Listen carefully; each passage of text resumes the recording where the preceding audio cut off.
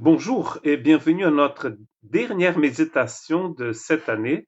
Aujourd'hui, donc, c'est le 31 décembre 2020. Donc, je voudrais méditer avec vous dans Éphésiens chapitre 3, versets 4 à 6. En les lisant, vous pouvez vous rendre compte de la compréhension que j'ai du mystère du Christ. Il n'a pas été porté à la connaissance des hommes des générations passées, comme il a maintenant été révélé par l'Esprit à ses saints apôtres et prophètes. Ce mystère, c'est que les non-juifs sont co-héritiers des juifs, qu'ils forment un corps avec eux et participent à la même promesse de Dieu en Jésus-Christ par l'Évangile. Wow, donc voilà, Paul arrive maintenant à dire des choses qu'il n'avait pas encore dit en fait, en ce qui concerne ce mystère. Nous avons donc parlé un peu de ce mystère hier, et ici, aujourd'hui, Paul continue à nous exhorter en nous parlant de ce très important mystère qu'il appelle ici le mystère du Christ. Au moins 3 fois dans ce chapitre, il va parler de ce mystère du Christ. Il va continuer à le faire aussi dans sa lettre à l'église de Colosse. Et c'est quelque chose de tout à fait nouvelle qu'il annonce ici, parce que il nous dit ici que c'est quelque chose qui n'était pas connu des hommes des générations passées. Des hommes qui ont vécu avant lui ne connaissaient pas ça. C'est vrai que les gens, ils étaient habitués à la religion, hein, car la religion est aussi ancienne que l'humanité. Mais Paul nous parle de quelque chose d'extrêmement important ici, qu'il appelle mystère, mais pas un mystère comme le mot mystère en français ou dans les langues européennes que nous connaissons aujourd'hui, mais un mystère dans cette langue grecque de l'époque. C'est quelque chose qui est caché, mais qui ne reste pas, qui ne va pas rester caché pour toujours. Elle est en attente d'une révélation, et la révélation a été faite. Et maintenant, nous pouvons connaître ce mystère. Et vous allez voir en lisant cet épître et les autres épîtres de Paul que quand Paul parle de cette chose incroyable qu'il appelle un mystère, nous allons aller beaucoup plus loin dans notre compréhension de ce que c'est que la foi chrétienne, que la simple image religieuse que nous pouvons avoir, que peut-être vous avez toujours eue. On est ici devant quelque chose de nouvel, un nouveau corps. On appelle ceci aussi une nouvelle humanité. L'union de tous les peuples de la terre en Christ Jésus, comme il dit ici. Et il nous a dit dans les premiers versets de ce chapitre que c'était grâce à la faveur divine. Et il va utiliser, on pense souvent que ces mots ont été inventés par Paul en grec parce que ils existaient tout simplement pas. La meilleure traduction en français, c'est en rajoutant un substantif, un préfixe co, comme c'est le cas dans le verset 6 de co-héritier. Après, forme un même corps, ça serait aussi co-corps. Ils avaient un même corps. Et à la fin, la même promesse en Jésus-Christ. Et là, on va trouver un corps co. En grec, c'est syn.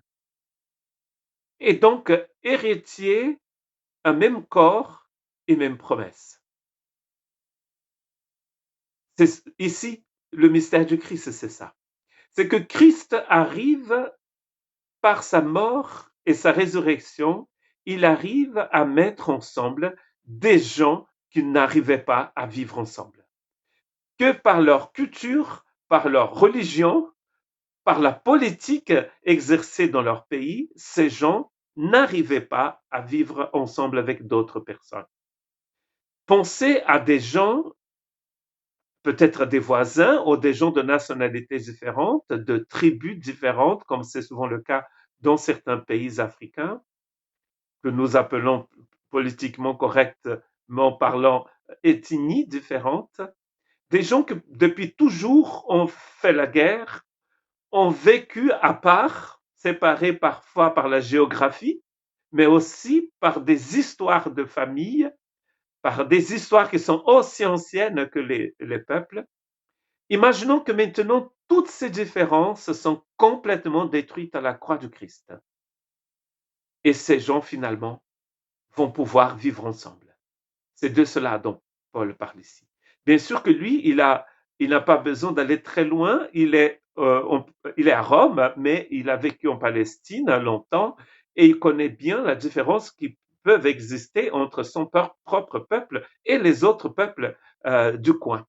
Déjà ceux qui habitaient en ce qu'ils appelaient la Canaan avant, les Philistins et autres, et à l'époque de Paul, on n'a pas besoin d'aller très loin, il a les Romains et tous les autres qu'ils appellent les Grecs. Il n'y a pas de partage possible entre ces personnes. Mais voici que nous rentrons dans l'église d'Éphèse et nous trouvons toutes ces personnes différentes qui louent le même Dieu, qui servent le même Seigneur, qui sont remplies de la même vie éternelle. Ça, c'est l'œuvre de la grâce. Il va inventer, selon certains, ces mots en les mettant ensemble, co-héritiers, c'est-à-dire qu'ils partagent le même héritage, de la même façon que moi j'ai un corps et ce corps est composé de membres différents et moi je suis une seule personne. Ces gens ensemble forment une seule personne, c'est-à-dire ils forment un seul corps. Et du coup, comme ils forment un seul corps, ils héritent des mêmes promesses de Dieu en Jésus-Christ par la proclamation de l'Évangile. On pourrait dire énormément de choses à propos de cela, mais si on voudrait penser à aujourd'hui, à notre façon de vivre, peut-être à votre façon de vivre, comment vivez-vous? Avez-vous des ennemis déjà? Mais vous pouvez apprendre en lisant ce texte, en méditant ce texte, que toute différence qui puisse exister entre vous et votre voisin, elles seront gommées le jour où vous allez mettre votre confiance en Christ. Nous n'avons pas d'ennemis sur terre. À part le mal et le diable, nous n'avons aucun ennemi. Nous pouvons tous être amis si nous faisons confiance à la croix du Christ, si nous faisions confiance à l'œuvre du Christ, ce qu'il appelle ici l'évangile. La bonne nouvelle. La bonne nouvelle, c'est que pour commencer cette nouvelle année, vous pouvez mettre au pied de la croix les différences que vous avez avec l'autre. Et si vous êtes au sein du corps du Christ, c'est encore plus facile parce que ces différences n'existent plus. Peut-être qu'elles sont toujours dans votre vie parce que vous n'avez pas encore pris possession de ces promesses. Co-héritiers, co-participants à la même promesse et nous formons un même corps, corporellement ensemble. Nous sommes ensemble. Nous héritons les mêmes promesses divines. Que vous soyez blanc, noir, rouge, que vous parliez la langue que vous parlez, ou n'importe quelle autre langue, que vous mangez du porc ou pas, nous pouvons être tous être un en Christ Jésus. Que Dieu vous bénisse et une superbe année 2021 dans la présence du Seigneur.